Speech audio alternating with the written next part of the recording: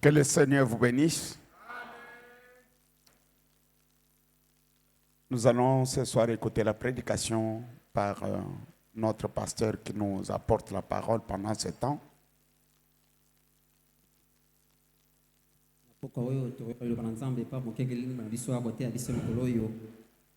Le révérend pasteur Jonathan Ngolou. Et le sujet qu'il a abordé est tellement important et d'un grand intérêt pour tous les véritables chrétiens. Est-ce que vous êtes disposés à écouter encore? Soyez disposés, mes amis. Ça ne tue pas, ça donne la vie. Ça ne tue pas, mais ça donne la vie. La parole de Frère Badam donne la vie de Dieu. Que votre cœur soit un bon réceptif. Et dès que vous recevez cette sémence, dans la sémence, il y a le germe de vie. Et ce germe de vie va germer en vous, va croître et manifester la nature de Christ, l'amour de Christ, la foi de Christ, la joie de Christ, le pardon de Christ, la bienveillance de Christ, la douceur de Christ, la paix de Christ. Est-ce que vous dites un amen? Il faut que chacun le manifeste. Vous devez recevoir cette vie-là. Sinon, vous n'êtes qu'un religieux accomplissant un acte religieux, n'ayant pas reçu la vie de Christ en soi. Et la vie de Christ, c'est l'automatisme qui va s'installer en vous, qui vous fera aimer la parole, qui vous fera prier, qui vous fera aimer ceux qui ne vous aiment pas. C'est la nature de Jésus dans la personne. C'est à cela que chacun de nous doit aspirer. C'est-à-dire nous devons soupirer, nous devons en avoir soif, comme une biche soupire auprès du torrent d'eau. Notre âme devait avoir soif de Dieu, de Dieu vivant. Le Dieu a vécu aujourd'hui dans la vie de frère Branham. C'est pourquoi nous l'appelons le Dieu vivant, Dieu qui vit, Dieu qui se manifeste. Dieu s'est manifesté en frère Branham. Dites un vrai amen.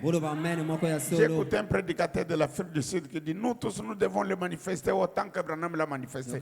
C'est l'ignorance. C'est scandaleux d'écouter des gens parler comme ça. Est-ce que moi je peux être même à la hauteur? Oui, est-ce que je peux me tenir à côté de Branham pour me comparer à lui? Même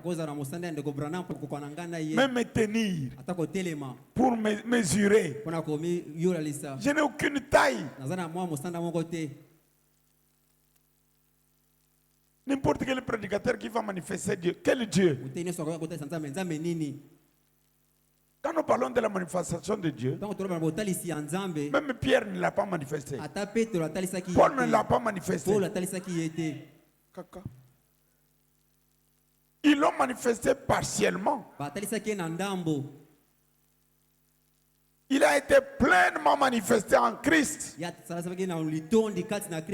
Et la deuxième fois qu'il se manifeste dans la chair de l'homme, en dehors de ce qui a eu lieu au temps de Genèse 18, c'est aujourd'hui. Quand nous parlons de la manifestation, ce n'est pas tu danses et tu prophétises et tu as fait comme Branham. Non, ça sont des aventures. La manifestation de Dieu, en d'autres termes, c'est la manifestation de la plénitude de la divinité. Et cela n'est pas donné à n'importe qui. N'importe quel pasteur qui va manifester la plénitude, comment ça? Selon quelle promesse?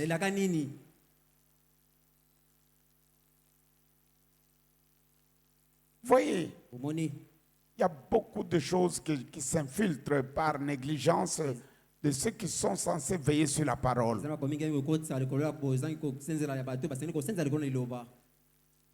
Bon, n'avale pas de paroles, fais-les sortir pour que les gens t'écoutent bien.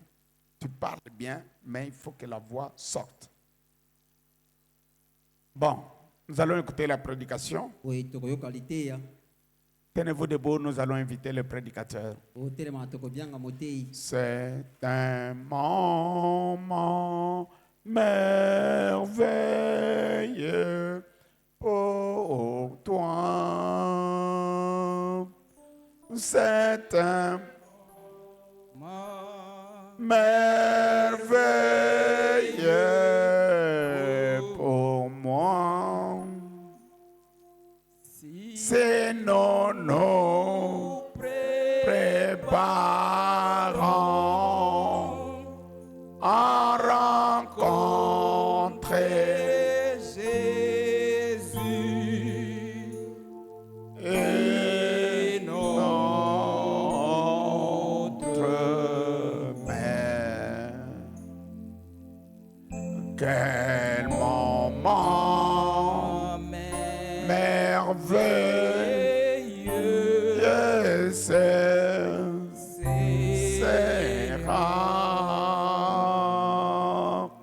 C'est un moment merveilleux pour toi. C'est un moment merveilleux pour moi. C'est nous préparons, oui, à rencontrer Jésus, oui, notre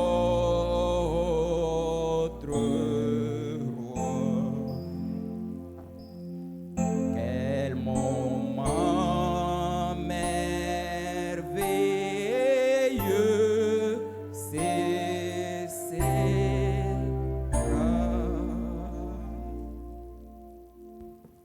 Nous pouvons prier le Seigneur.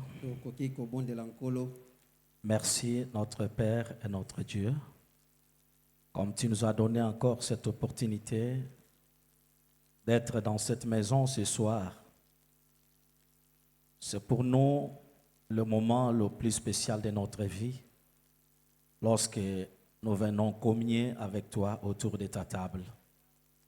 Nous sommes convaincus que derrière chacune de tes paroles, il y a la vie éternelle pour nous. Merci pour la force.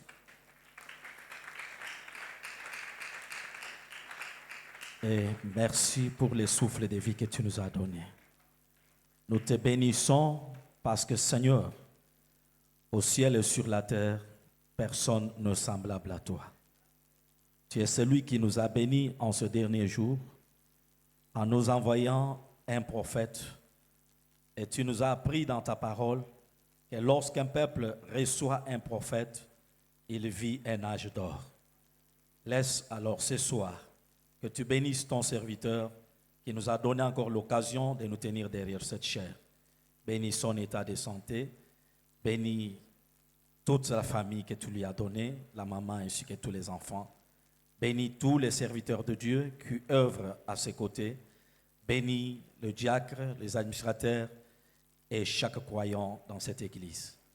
Prends le contrôle de la chair jusqu'au banc. Ce soir, nous avons besoin de toi, du début jusqu'à la fin. Au nom de notre Seigneur et Sauveur Jésus-Christ. Amen. Comme nous sommes debout, nous pouvons profiter directement pour lire la parole. Nous sommes dans notre fameux texte.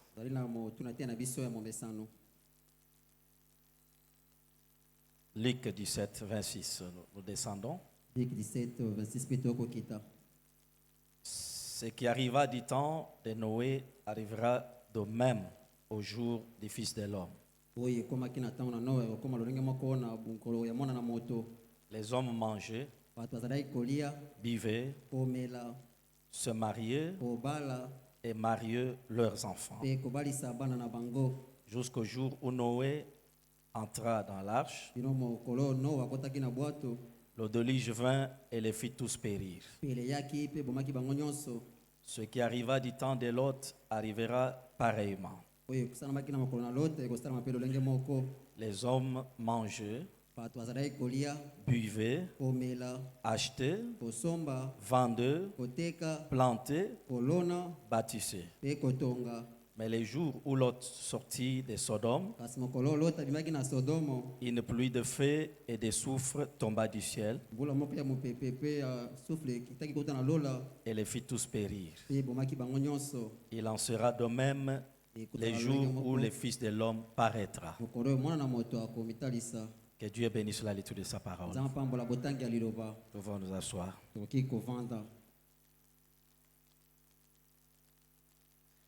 Nous avons pensé aller vers autre chose, mais je sens que le Saint-Esprit me retient encore dans ça.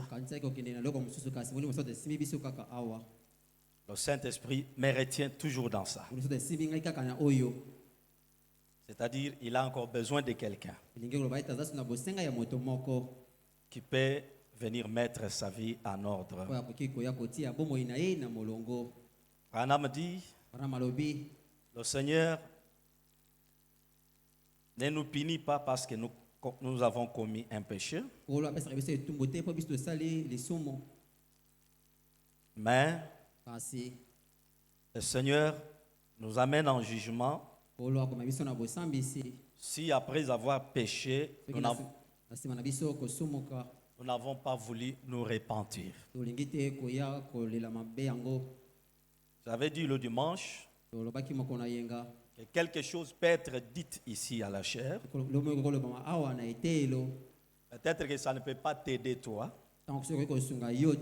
mais ça va aider quelqu'un d'autre.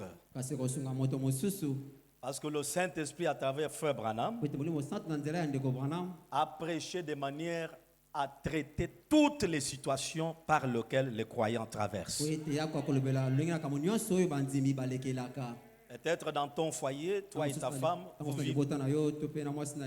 vivez comme des bons chrétiens. Vous êtes en paix. Mais vous ne savez pas dans l'entretemps qu'est-ce qui se passe dans tel ou tel autre foyer. Tu peux être une bonne jeune fille chrétienne qui craint Dieu, qui honore la parole et qui représente valablement ton église et ton pasteur. Pendant que toi tu mènes cette vie, tu ne connais pas comment cette autre jeune fille-là est en train de vivre. Alors, un sermon comme celui-ci, c'est la grâce du Seigneur qui veut aider quelqu'un qui est en difficulté sur le plan spirituel à revenir vers le Seigneur. Parce que le but pour lequel nous prêchons, c'est pour réconcilier le pécheur avec son Créateur. Peu importe combien tu as péché, peu importe la grandeur du mal que tu as fait, quand le Seigneur te parle, c'est une invitation qu'il t'adresse. Et il ne tiendra pas compte du mal que tu as fait. Mais il a besoin de ton cœur repentant. Et j'avais dit que, regardez comment Frère Branham, en parlant de ce sujet, les appelait à sortir. Il prend le texte qui touche à l'histoire de Sodome et celle du temps de Noé. Du temps de Lot, Sodome, c'était une ville. Mais aujourd'hui, Sodome, dont parle le frère Branham, ce n'est pas une ville. Ce sont les systèmes de Sodome, mais qui se sont répandus aujourd'hui dans le monde, qui entrent même dans les églises.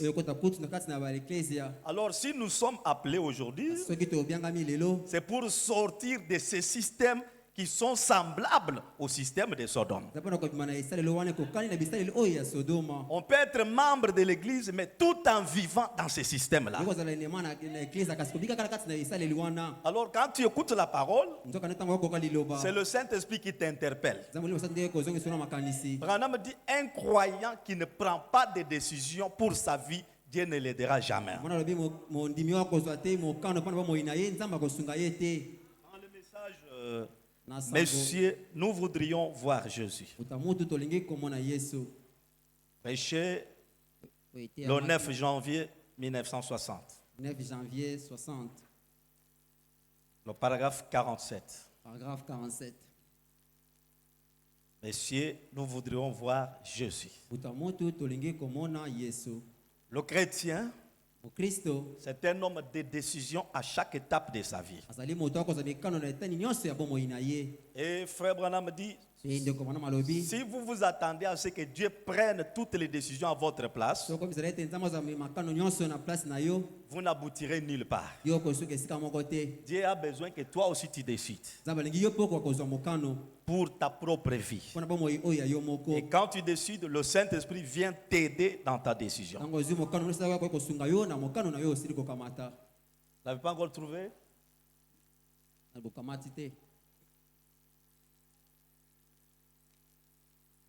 C'est prêché le 9 janvier 1960. 9 janvier 1960. Comme ça prend du temps, je peux lire ça ici. Paragraphe 47. Paragraphe 47. Il y avait Lot, le croyant tiède. Et il y avait Abraham, le troisième groupe. Maintenant, souvenez-vous, Abraham s'était séparé.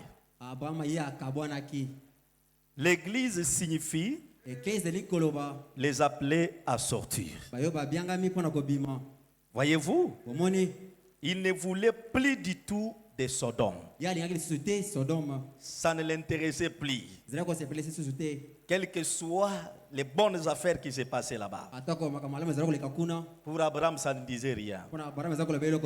Il ne se préoccupait pas de ce qui s'est passé là-bas. Il avait choisi le chemin rugueux afin de vivre plus près de Dieu. Je me demande si vous, les hommes et les femmes de Kinshasa, les lumières du soir, je me demande si vous êtes prêts à faire cela. Vous savez, on vous a appris que vous devriez être un millionnaire et avoir un parc de Cadillac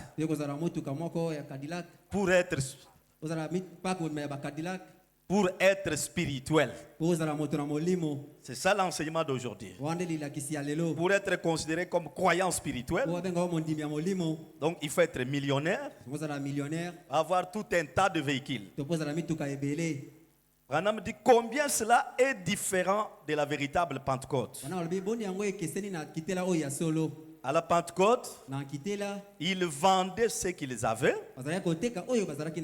et ils déposaient cela aux pieds des apôtres. Et ils ne cherchaient pas le chemin facile. Ils avaient choisi les camps rigueux. Et ils étaient heureux et ils se réjouissaient de porter l'opprobre de son nom. Aujourd'hui, nous sommes si différents. Si différents. Nous voulons que tout soit facile. Si vous me promettez que tout sera facile pour moi. Ça, c'est ce que les croyants cherchent. Si vous me promettez que tout sera facile pour moi, point de suspension. Branham dit, Dieu ne fait pas de telles promesses. J'aime ce vieux cantique de l'église. Je prendrai le chemin avec le petit nombre de méprisés qui suivent le Seigneur. Abraham l'a fait. Comme Jacob. Avoir pour oreiller une pierre. Donc Jacob avait pour oreiller une pierre. Pendant que toi, tu as un bon oreiller qui respire. Mais pour les affaires de Dieu, Jacob a utilisé une pierre comme oreiller.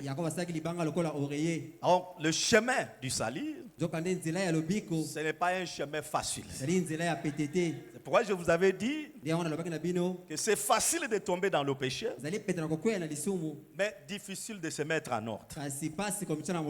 Et le diable sait que quand vous vous mettez en ordre, vous lui échappez. Donc, il n'aura plus d'emprise sur vous. C'est pourquoi nous avons vu le dimanche que quand un homme marié arrive à tomber avec une autre femme, Branham dit, vous devez aller selon la parole pour mettre les choses en ordre. Vous n'allez pas pour intimider votre femme, pour montrer que vous êtes homme, et chercher à lui imposer les pardons. Pardonne-moi. Tu sais que j'ai déjà fait. Tu sais que j'ai déjà fait ça. Alors toi, tu es ma femme. Tu dois me pardonner. Branham me dit, si tu le fais ainsi, elle peut par crainte ou par peur accepter, mais le Seigneur ne te pardonnera pas. Et il dit, tu ne peux même pas oser aller devant Dieu avant d'avoir arrangé avec votre femme. Alors, nous pouvons prendre le paragraphe 69. Il prend soin de vous. Il prend soin de vous, le paragraphe 69.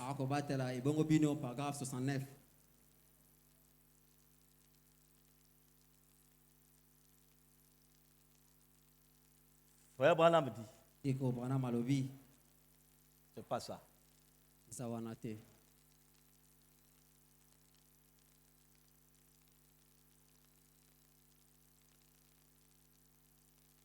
Branham dit, ce que Dieu cherche dans une confession, ce sont deux choses.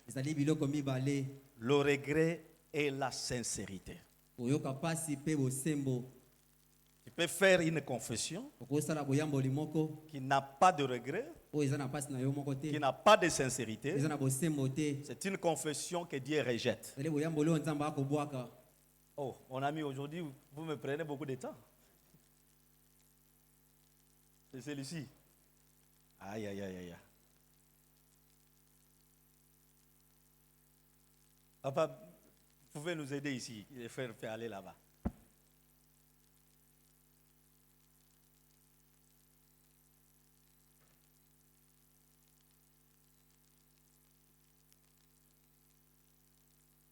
Alors, si il n'y a pas de regret et de sincérité dans la confession, Dieu rejette catégoriquement votre confession. J'étais en train de penser, et pas que je pense, mais c'est selon Frère Branham.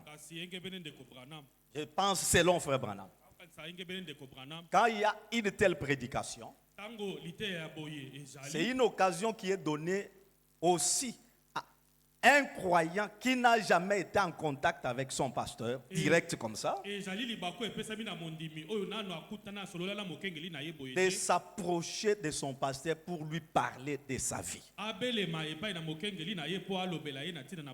Parce que même Frère Branham, malgré qu'il avait le discernement, il pouvait connaître tout ce qui se passe dans la vie de chacun. Mais en tant que berger de l'église, les croyants se rendaient chez lui, ou soit dans son bureau, pour lui parler de leur vie privée. Parce que quand quelqu'un est pasteur, il est établi pour ça. Et Frère Branham dit, cela prouve combien vous avez confiance à l'homme que Dieu vous a donné. Bien aimé, ce n'est pas ça. Ça, c'est il prend soin de vous. Je parle de il prend soin de vous. Alors, cela prouve combien vous avez de la considération envers votre pasteur. Un croyant qui cache ses transgressions, il est en train de se causer du tort. Et vous soyez jeune garçon, jeune fille, vous avez le temps aussi d'aller voir votre pasteur pour lui parler des faiblesses qui entourent votre vie. Voilà. Nous terminons la pensée de ce que nous avons parlé dimanche sur l'homme marié qui tombe avec une autre femme. Branham dit, vous n'allez pas confesser de cette façon-là auprès de votre prochain ou de Dieu. Ça. Vous y allez avec une profonde sincérité, avec un pieux regret de votre péché. Vous montrez à votre épouse comment ça vous fait mal d'avoir brisé le vœu de mariage. Comment vous avez été infidèle à son endroit. Avec toute sincérité, vous dites textuellement ce que vous avez fait. Oui, nous descendons. Premièrement, vous devez regretter. Je dois dire, si je suis marié, écoutez comment je dois dire à la femme. Chérie, viens ici. Il se peut que cela gâche le reste de notre vie conjugale. Ce que je vais te dire, ça peut nous conduire à cela.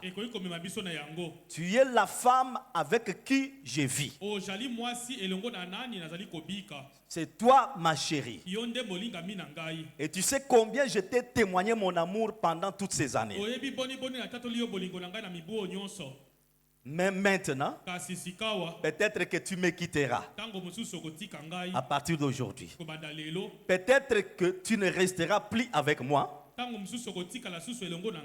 Peut-être que tu ne m'accepteras plus. Et je le sais. Mais cependant, pour mettre la chose en ordre, je dois être en ordre. Même s'il y aura divorce, mais que moi j'ai déjà mis ma vie en ordre. Voilà pourquoi Frère Branham dit, même si je sais que Dieu va m'envoyer en enfer,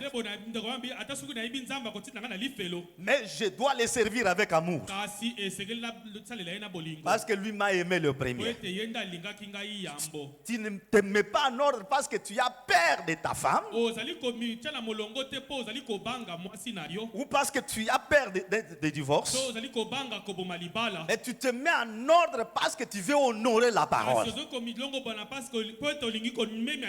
Tu veux être en ordre avec Dieu.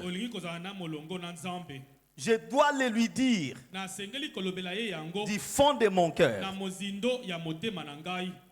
Ensuite, je dois le dire à Dieu de la même façon. Seigneur, je regrette d'avoir fait ça. Que Dieu vous bénisse. Que Dieu vous bénisse encore. Branham dit, et le dire à eux deux, la femme et Dieu, avec sincérité, que je ne le ferai plus jamais. Par la grâce de Dieu, je ne retournerai plus à ces péchés. Voyez, ne faites pas juste... eh bien, je peux le lui... Ce que je veux dire là, ça suffit. Et elle ne verra pas cela. Peut-être que mon langage à son égard pourra la convaincre. Mais mon langage ne convaincra pas Dieu. Mes intimidations là. Toi, viens, assieds-toi ici. Je vais te dire quelque chose. Mais ne sois pas brutal. Hein. Ce que je vais te dire, il faut que tu retiennes que je suis l'homme. C'est moi le chef dans cette maison. Même si j'ai péché, donc tu dois reconnaître que je suis chef. Tu vois, dans ce problème ici, bon, tu vois. Bon, la parole dit que tu dois pardonner. Hein. La sœur peut dire, mais raconte-moi d'abord bien. Qu'est-ce que tu as fait? Qu'est-ce que tu as fait? Non, tu as déjà compris mon langage. Bon, quand je dis que je suis tombé, bon, je suis tombé. Toi, tu n'as qu'à me pardonner. C'est bon. Branham dit, ce langage-là, ça peut convaincre la femme. Mais ça ne convaincra pas Dieu. Voyez, quand ces choses étaient mises en action,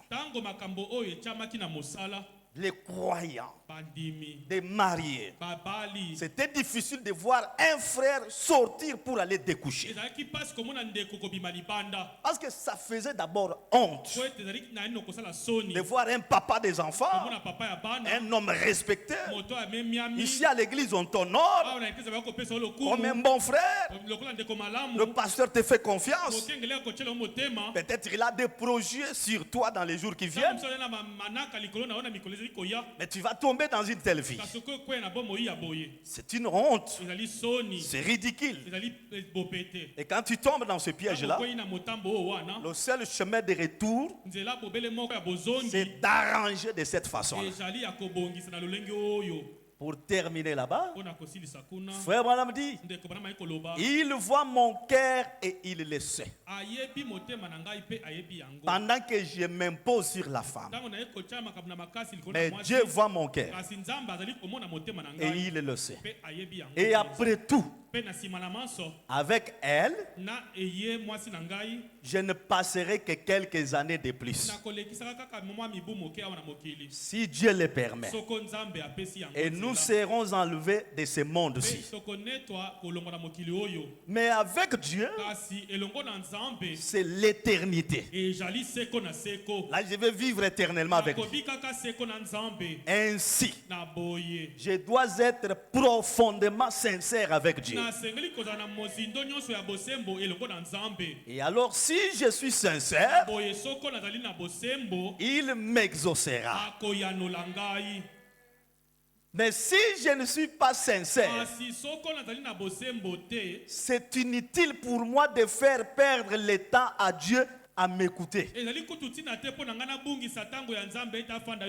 Si je pars en étant menteur, en disant des choses d'une manière, Branham dit, en ce cas-là, ça ne sert à rien de perdre le temps avec Dieu. Parce qu'il ne va pas t'écouter.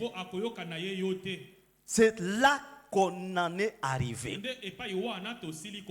aujourd'hui parmi les gens. Il ne semble pas y avoir la profonde sincérité qu'on devrait avoir. Beaucoup de repentances aujourd'hui sont superficielles. Les gens ne disent pas les choses du fin fond de leur cœur. Et quand un foyer vit de cette manière-là, il est difficile que vous soyez visité par Dieu.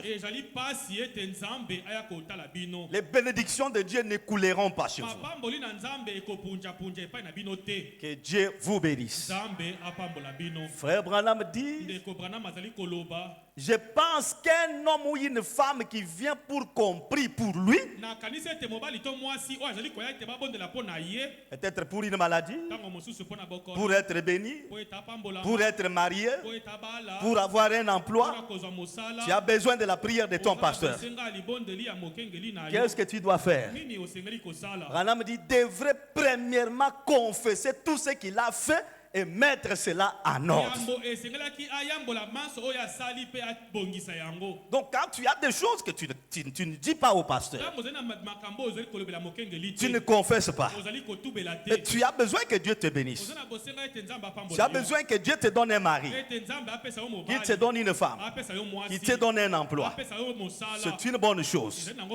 Mais la même parole qui parle de la bénédiction dit qu'avant que cette prière-là ne soit dite, confesse tout ce que tu as fait et mets ta vie en ordre. En ce moment-là, ce dont tu as besoin, cela viendra sans difficulté. Et Branham dit, on peut laisser là-bas. Passe. Donc, voyez combien la repentance, c'est une chose très capitale. Je parlais au pasteur la journée d'aujourd'hui. J'avais un frère qui avait des femmes.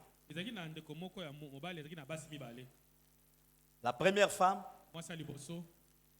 avait 2 enfants quand le mari a épousé la deuxième. À l'occasion d'une campagne d'évangélisation que nous avions organisée, ils sont venus à Christ. La deuxième femme a passé 4 ans au mariage et elle ne pouvait pas concevoir. Et pour la première, c'était une occasion de se moquer de l'autre, de la ridiculiser de temps en temps. Il y avait des conflits à tout moment que j'ai tranchés dans cette famille-là. Mais, grâce à la prière, Dieu a fait que la deuxième puisse concevoir. Quand elle a accouché à la maternité, c'est la première qui l'assistait. Elle qui lui a apporté du thé, du foufou. Et la sœur a fait 5 jours à la maternité, elle est sortie. Il s'est passé une année. La première aussi a conçu. La grossesse atteint 7 mois. Chaque jour, il y avait menace d'avortement. On lui injecte des produits aujourd'hui. Ça ne marchait pas. Jusqu'à ce qu'une certaine nuit, vers 0 heure, les choses se sont compliquées. On l'a amené au centre de santé. Et là, ça n'a pas marché. On m'a appelé au téléphone pour que j'aille prier. Quand je suis arrivé, j'ai demandé à tout le monde de sortir. Il y avait que l'épouse du petit frère de son mari qui était aussi là. Alors, j'ai demandé qu'on l'arrange et après j'entre pour faire la prière. J'ai même demandé à l'infirmier de sortir. Quand je suis arrivé, j'ai commencé à exhorter la sœur. Ce qu'elle a dit, ça m'a surpris. Peut-être que cela peut être aussi la vie d'une autre sœur dans cette église. Je ne sais pas. La sœur me dit, papa, je pense que je vais mourir. Mais il faudrait que je vous dise la vérité. Quand ma rivale avait accouché, tous les 5 jours qu'elle a passé à la maternité, ce que je lui amenais comme thé, ce n'était pas du thé. Je mettais les urines dans les thermos. Après, je mets du lait, je mets du sucre et je lui apporte ça. Mon souci était qu'elle meure. Mais ça n'a pas marché. Si c'est cela qui est à la base de ce que je suis en train de connaître comme problème, que Dieu me pardonne, je ne le ferai plus jamais. J'ai dit à la sœur, c'est bien comme tu l'as confessé. Mais Branham dit souvent il ne faut pas attendre l'heure de la mort pour commencer à mettre sa vie en ordre. Il faut confesser les choses quand on est en bonne santé. Parce que maintenant, ce n'est pas la sincérité qui te pousse à dire ça, mais c'est la peur de la mort. Alors moi, pasteur, je peux te pardonner. La sœur en question peut dire je pardonne. Mais ce qui reste entre Dieu et toi, ce n'est pas mon affaire, mais je vais seulement intercéder. Nous avons prié. Malgré ça, l'avortement a eu lieu, mais la sœur n'est pas décédée. Elle est en vie jusqu'à aujourd'hui. C'est Dieu qui lui a donné le temps pour qu'elle puisse prendre position pour la parole. Je vais parler aux jeunes sœurs. Au mois de décembre de l'année passée, j'étais ici. J'étais à Bandal chez le pasteur Abdel. Un certain jour, autour de 20h, 21h, nous étions au salon. Lui, sa femme et moi, nous étions en train de causer. Quelques minutes, on l'appelle au téléphone par un jeune frère de l'église. Le jeune frère lui dit, j'ai ma petite soeur telle qui est malade. Elle fait des choses comme de la folie. Alors je l'ai amenée à l'église ici, si vous pouvez venir prier pour elle. Cette jeune sœur-là était aussi croyante. Le pasteur a demandé qu'il l'amène chez lui. Le garçon a amené sa petite sœur. Dès qu'on ouvre la porte, la jeune sœur entre, en train de pousser des cris comme une folle. On veut me tuer. On veut me tuer pourquoi? Ils m'ont suivi jusqu'ici. Ils ont dit qu'aujourd'hui ils vont me tuer. Papa pasteur, priez pour moi. Ils veulent me tuer. Oh. Le pasteur dit, mais ils veulent te tuer, qu'est-ce que tu as fait? Non. Ils veulent me tuer. Ça ne va pas. Ils sont même à la porte ici. Oh. Bon. Je me suis dit, c'est la croyante qui est venue chez son pasteur. Moi, je vais me reposer dans ma chambre. Dès que je me lève, le pasteur dit non. Vous êtes un pasteur, vous n'êtes pas un ministre.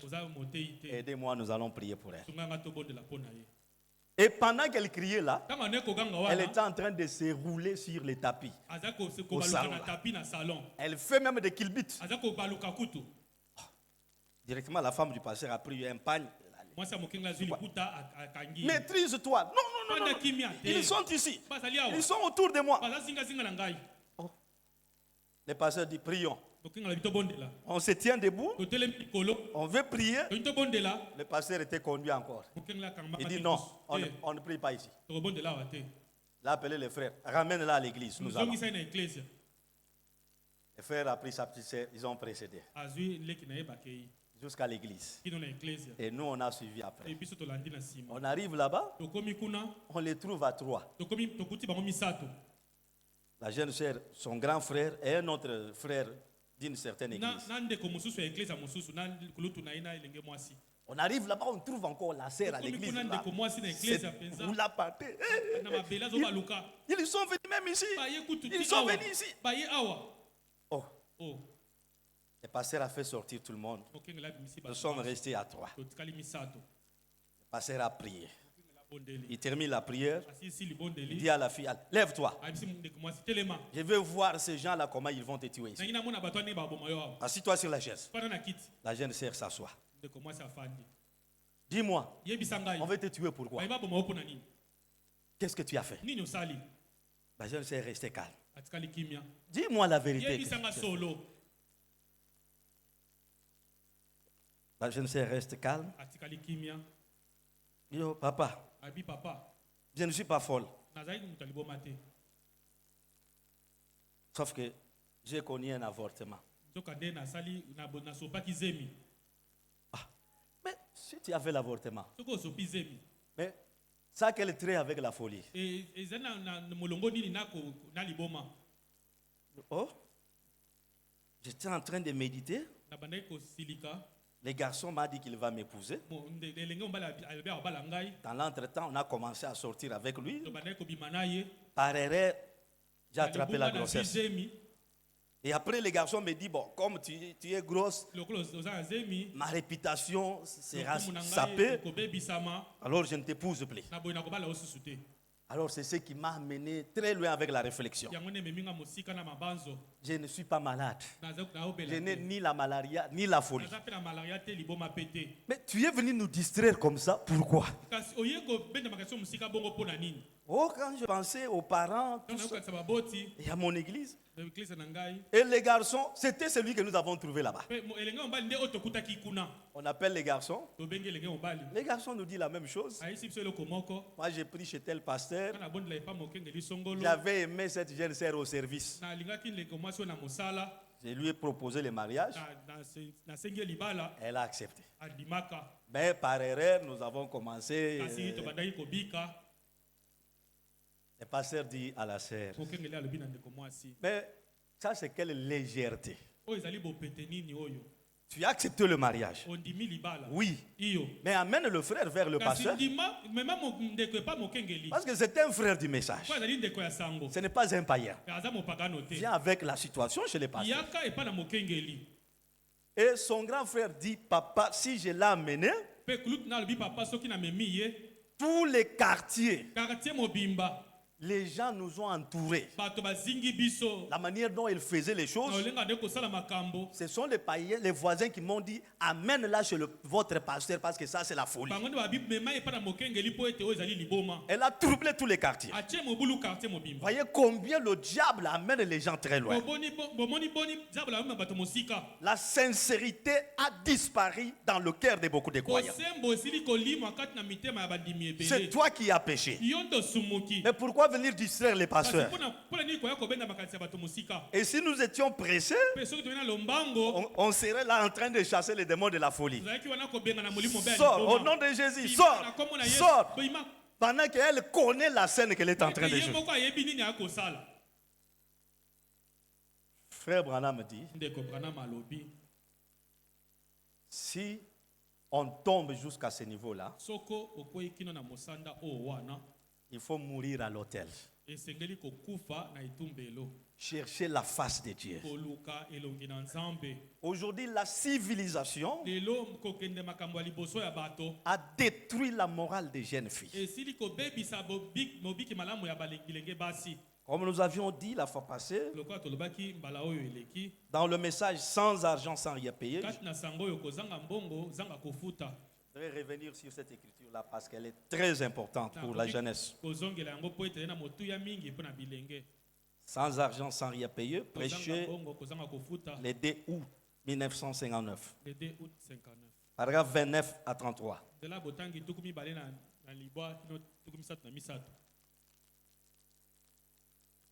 Il y a tant de divertissements de nos jours.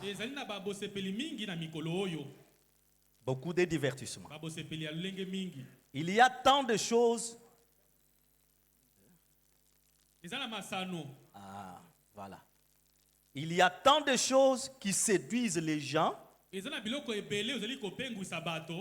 qui font qu'ils soient portés à ce que nous appelons le plaisir. Et cela est valable pour les gens de tous bords et de tous les âges. Ces divertissements captivent l'attention et des vieilles personnes et même des jeunes personnes. Des jeunes gens. Ça captive l'attention des hommes tout comme des femmes. Il y a les choses qui attirent les jeunes gens. Les danses modernes, les parties de rock and roll, la musique qui les suivent et qui y est liée. Aujourd'hui, même dans le monde du message, le divertissement prend une grande place dans le cœur des gens plus que la parole de Dieu. C'est bien d'avoir la musique dans l'église. C'est bien d'avoir des chantres dans le monde du message. Mais les choses commencent à prendre une autre dimension. Au point que la musique prend une grande place de la parole dans le cœur des jeunes croyants. Ils aiment beaucoup la musique plus que la parole. Et la danse aussi. Branham dit, et tout cela est une séduction. C'est une séduction. Le diable peut avoir facilement les gens par la danse et par la musique. Ce que j'ai constaté dans des concerts, même des musiciens du message, il y a des danses qui ne sont pas les danses des chrétiens. Aujourd'hui, on commence à coopter tout ce qui est du paganisme, on amène là-bas. Frère Branham dit, j'aime la musique de l'église quand elle est jouée comme une musique de l'église. Les gens vont là-bas pour danser. Ils oublient que nous sommes un peuple particulier. Nous sommes les appelés à sortir de ce système-là. Branham appelle ça une séduction. Si nous croyons frère Branham, disons Amen. Il dit comme divertissement, quelque bon que soit le foyer où un enfant a été élevé, et combien celui-ci a été enseigné à se comporter correctement, si cet enfant n'a pas accepté l'expérience de la nouvelle naissance, la musique du rock and roll captivera son attention aussitôt qu'il l'entendra. Que tu le veuilles ou pas, sans nouvelle naissance, cette musique du monde-là va attirer ton attention. Et ça va te séduire. Ça va t'amener loin de Dieu. Parce que par la voix de la musique, Satan gagne facilement les gens. C'est pourquoi Branham insiste beaucoup sur les cantiques à l'ancienne mode. Parce que ça nous garde plus près de Dieu. Ça nous garde près du message. Ce sont des cantiques chantés à l'esprit du message du dernier jour. Branham dit, sans nouvelle naissance, vouloir ou pas, la musique du monde va attirer ton attention. Il dit, en effet, conformément à la nature, il est né avec un esprit charnel. Qu'il soit enfant d'un diacre, d'un pasteur, d'un chanteur, d'un pianiste, d'un directeur de chant. Quand il vient au monde, il est né avec un esprit charnel. Et cet esprit-là est facile à être gagné par la fornication. Ça peut être gagné facilement par la musique du monde. Et tous les plaisirs du monde peuvent facilement gagner cette âme. Pourquoi Branham dit, vous avez mis au monde l'enfant, vous l'avez bien éduqué, vous l'avez fait étudier, jusque-là vous n'avez rien fait.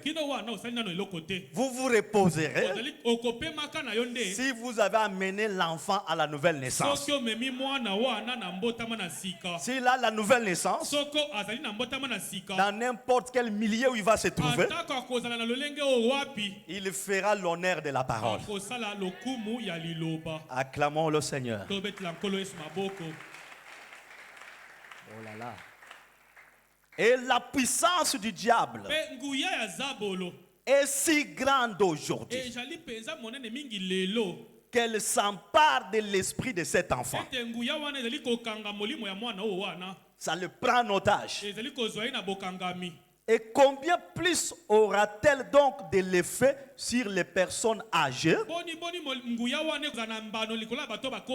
qui ont rejeté la nouvelle naissance?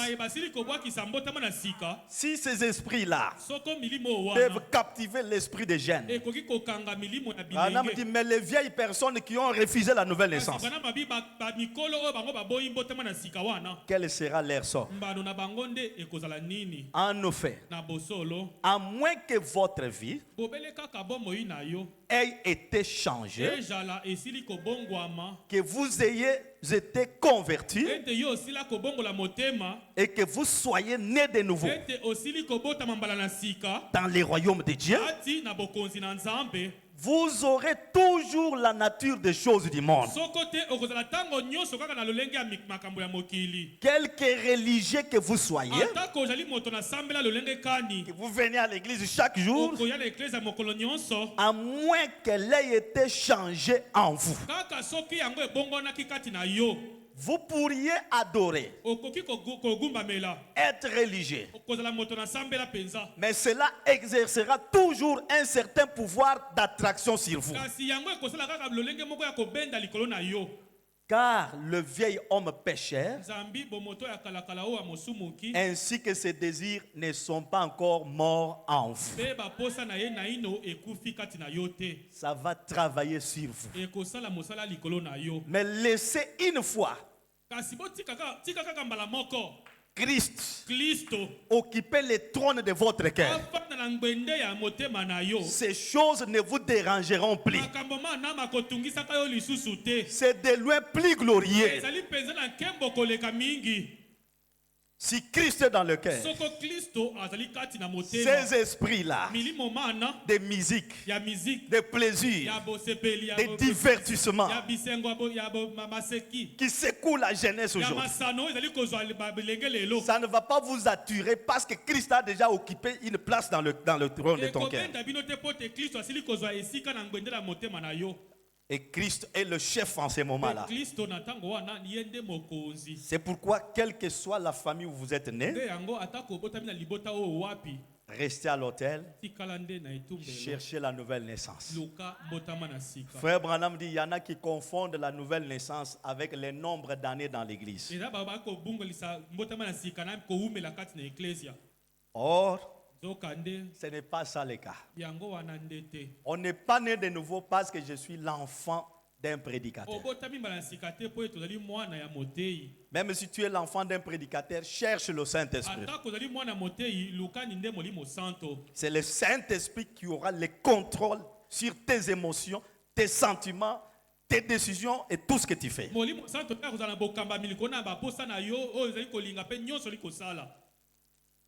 Frère Branham dit, je suis en train de terminer. Je lis seulement des écritures. Prenons dans le message un drôle de personnage. Prêché le 14 février 1964. Je parlais de la civilisation qui amène souvent le péché.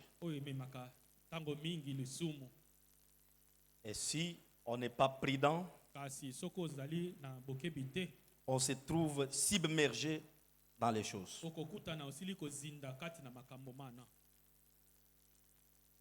Paragraphe 50 à 51.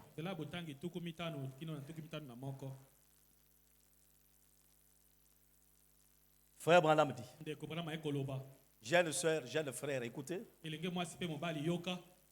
Peut-être celles qui ont grandi ici, afin ils ont déjà entendu le pasteur prêcher sur ça. Ou soit un autre serviteur de Dieu ici. Toi, peut-être, depuis que tu es venu, tu n'as jamais entendu ça.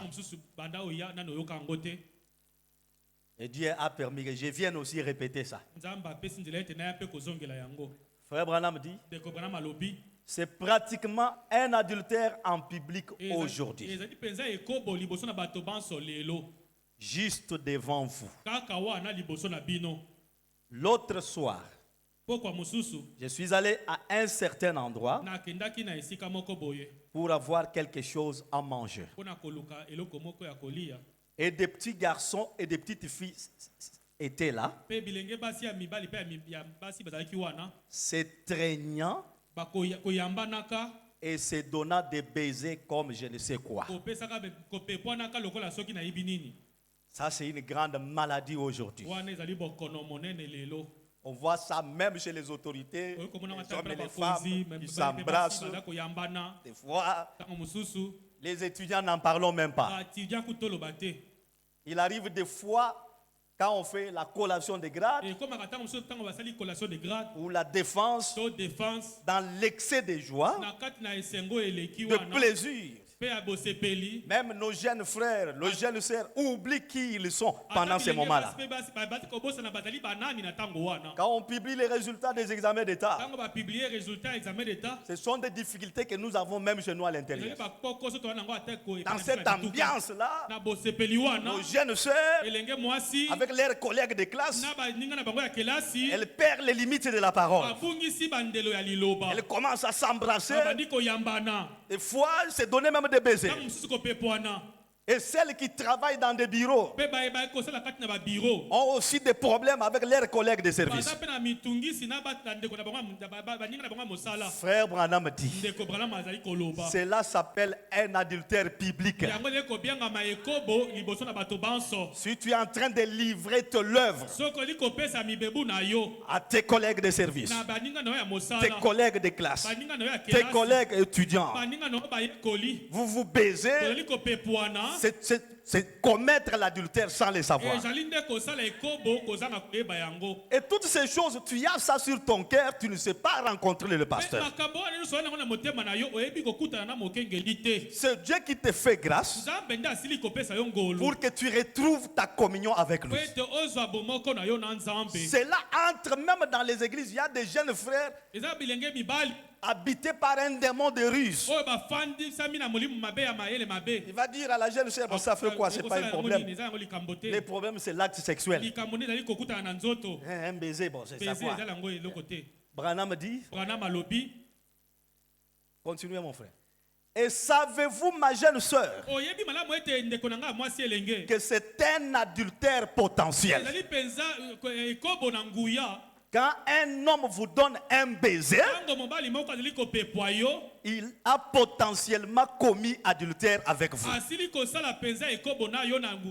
Et combien de garçons à qui tu as donné ton œuvre, c'est la même que tu embrasses plus. Branham dit, vous ne devriez jamais les laisser vous baiser jusqu'à ce que vous soyez mariés.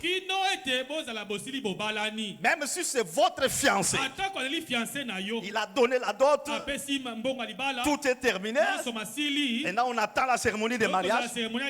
Il n'a pas qualité de vous baiser. Branham dit jusqu'au jour où vous serez mariés. Donc le premier baiser d'un garçon sur tes lèvres, c'est le jour où vous vous tenez ici pour la cérémonie de mariage. mariage. Donc tout ce que vous faites avec vos collègues, étudiants, vous êtes en train de commettre adultère. Frère Branham dit au jour du jugement, les autres diront, non, moi jusqu'à ma mort, j'étais vierge. Donc jusqu'à mon mariage, j'étais vierge. C'est bon. Mais tu étais vierge physiquement. Mais sur le plan spirituel, tu étais déjà déviergé à cause de ces baisers-là que tu donnais aux garçons. À cause de ces embrassements-là. Donc tu peux être vierge physiquement, mais spirituellement tu es déjà déviergé. Quand tu t'abandonnes aux mains des garçons, et Branham dit, comment ce péché-là peut se terminer? Car les glandes, tant mâles que femelles, sont dans le lèvre. Comprenez-vous? Et quand les glandes mâles et femelles se rencontrent, où que ce soit, vous avez potentiellement commis adultère. Et vous ne devriez pas permettre à un jeune garçon de vous baiser jusqu'à ce que les voiles soient ôtés de votre visage et que vous soyez devenu sa femme. Ne faites pas ça. C'est commettre adultère. C'est mélanger les glandes mâles et femelles. Pourquoi un homme ne donne-t-il pas un baiser à un homme sur les lèvres? Pourquoi une femme ne donne-t-elle pas un baiser à une femme sur les lèvres? C'est parce que ces glandes-là ne se croisent pas. Les enfants naissent par la rencontre des glandes. C'est devenu donc pratiquement un adultère public une fois de plus partout.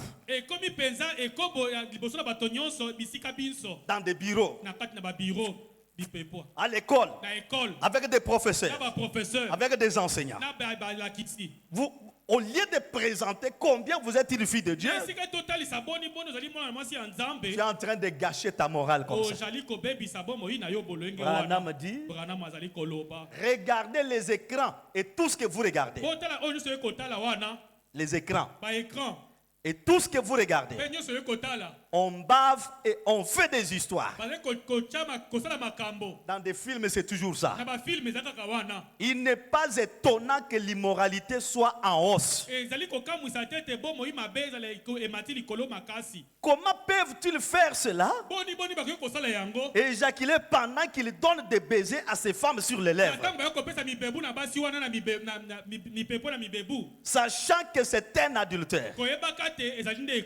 Branham dit, Dieu ne pardonnera pas cela à moins que vous vous repentiez. Cela se termine par la repentance. La dernière écriture, l'union invisible.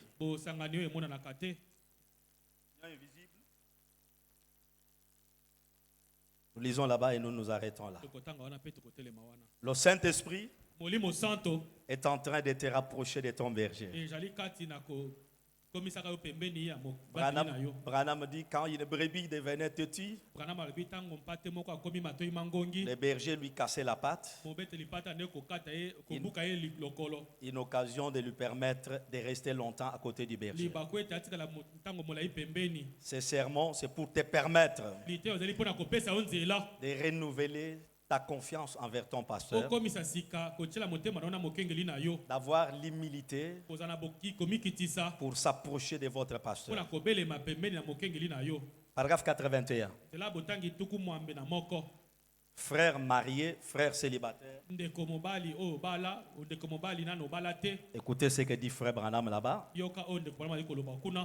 Il dit, est-ce que vous êtes là? Est-ce qu'on peut donner des acclamations au Seigneur? Frère Branham dit, vous devriez passer une fois à mon bureau et voir les hommes qui viennent avec leurs femmes. Comment ils essayent de se mettre en règle avec Dieu. Les hommes et les femmes. Ils allaient où? Au bureau, n'est-ce pas? À rencontrer leur pasteur. Là, ne voyez pas Branham dans l'aspect du prophète. Voyez-les dans l'aspect pasteur. Comment ils essayent de se mettre en règle avec Dieu. Les femmes confessant toutes les relations qu'elles ont eues avec d'autres hommes. Et tout le reste depuis leur mariage. L'homme tient sa femme à la main. Non, on ne peut pas rester dans cette vie. Nous avons quand même un berger pour nous aider. Par des conseils, par la prière. Parce que sa prière est la plus écoutée dans l'église locale. Allons voir le pasteur. Mettons notre vie en ordre. Et quand ils arrivent, on dit il confesse toutes les relations que la femme a eues avec d'autres hommes. L'homme aussi la même chose. Depuis leur mariage. Et Branham dit, c'est fini le paragraphe là. Oh, vous dites, ce sont de... Non, ce ne sont pas des pentecôtistes. Les autres ne viennent pas. Ainsi, je parle de combien on peut s'éloigner quand on se compromet avec le monde, l'église, la mode et toutes ces choses. Branham dit, certains viennent et les autres ne viennent pas. Peut-être toi qui ne prenais pas le temps. Parce qu'il y a des croyants qui se trompent des fois. Je suis un homme, on peut tout terminer avec ma femme. Termine chez nous. Mais quel est le rôle du pasteur? Parce que quand le pasteur vous parle, après votre réparation, votre confession, il va vous parler de manière à ce que Dieu vous aide à ne plus tomber dans les mêmes pièges. Et sa prière vous soutiendra. Ce soir, jeunes sœurs, jeunes frères, le Saint-Esprit vous invite à vous approcher de Dieu en toute sincérité, confessant vos péchés, et ne vous arrêtez pas là-bas. S'il y a des choses dont il faut aller voir le pasteur, allez vers votre papa. Dieu l'a établi ici pour vous aider. Pour ce soir, que Dieu vous bénisse.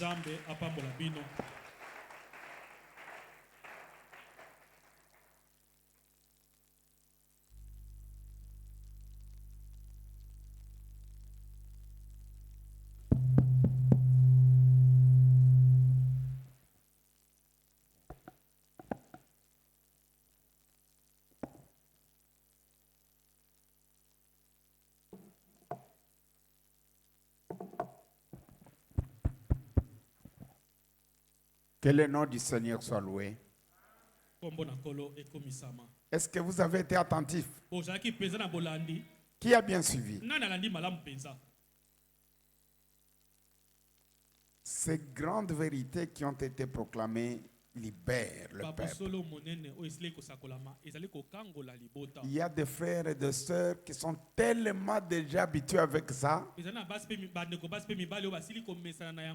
qui ne sont plus des brebis. Ils se gèrent eux-mêmes. Ils refusent la conduite du Saint-Esprit. Le Saint-Esprit a établi quelqu'un pour vous aider. Tout autre voie que vous empruntez satanique, toute autre voie, en dehors de celle que Dieu a établie, elle est satanique. Hein, Papa Ben? Si vous avez des problèmes avec maman, c'est Serge qui doit trancher.